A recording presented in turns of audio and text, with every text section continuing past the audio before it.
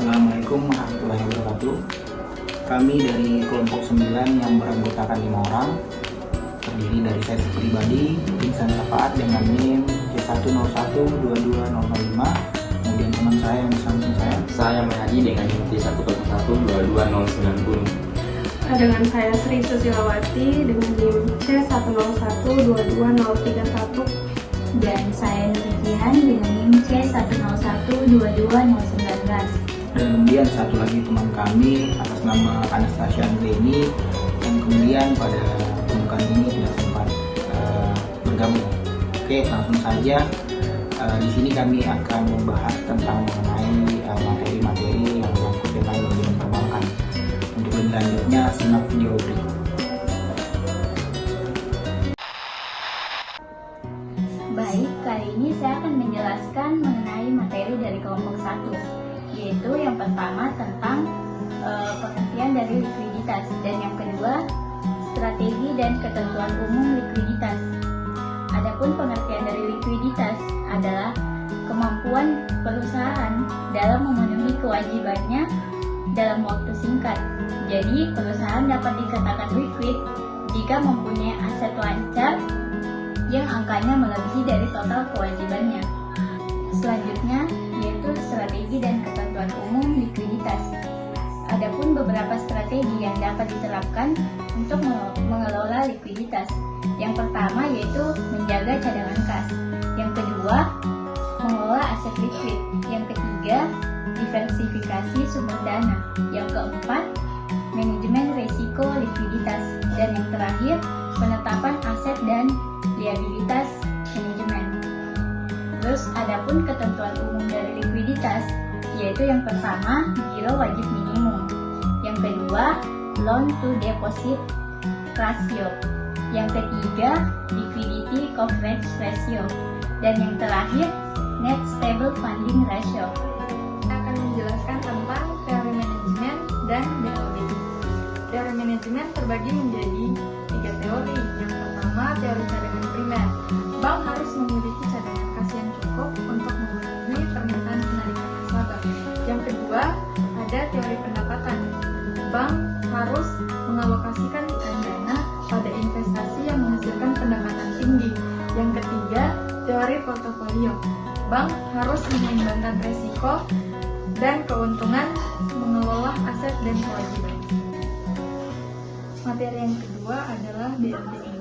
BLBI atau Bantuan Likuiditas Bank Indonesia adalah bantuan dana dari Bank Indonesia kepada bank yang mengalami krisis likuiditas untuk menjaga stabilitas perbankan dan mencegah kebangkrutan. Kali ini saya akan menjelaskan pengertian modal bank, fungsi modal bank, serta modal inti dan modal pelengkap. Yang pertama, pengertian modal bank.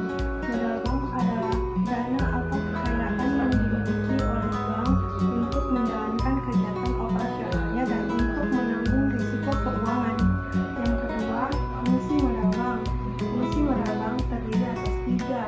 Yang pertama, fungsi operasional, di mana modal bank digunakan untuk mendukung kegiatan operasional salah satu bank, misalnya memberikan pinjaman. Yang kedua, fungsi perlindungan, di mana bank melindungi dana yang terhimpun di dalam bank itu. Kemudian yang ketiga, fungsi pengaturan, di mana mereka mengatur dan menata dana dari buku kas untuk diatur sedemikian rupa. Terus yang ketiga, modal inti dan modal pelengkap. Modal inti adalah modal utama yang dimiliki oleh bank yang digunakan untuk menjaga stabilitas bank. Kemudian modal pelengkap. Modal pelengkap adalah modal yang digunakan untuk memperkuat modal inti. Baik, kali ini izinkan saya untuk menjelaskan materi keempat, yaitu rasio kecukupan modal dan strategi permodalan bank. Seperti yang kita ketahui, rasio kecukupan modal adalah rasio yang digunakan untuk mengukur kecukupan modal suatu bank dalam menutupi risiko kerugian yang mungkin terjadi ke depannya. Rasio ini menunjukkan seberapa kuat permodalan bank kemudian dalam menghadapi risiko yang terjadi. Kemudian adapun fungsi dan manfaat yang didapat dari menerapkan kebijakan rasio ini, yang pertama adalah menjaga stabilitas bank, melindungi nasabah, kemudian memenuhi regulasi, dan menunjukkan kesehatan bank. Kemudian materi kedua yaitu strategi permodalan bank, di mana strategi permodalan bank ini adalah rencana untuk menjaga rasio permodalan yang cukup untuk memenuhi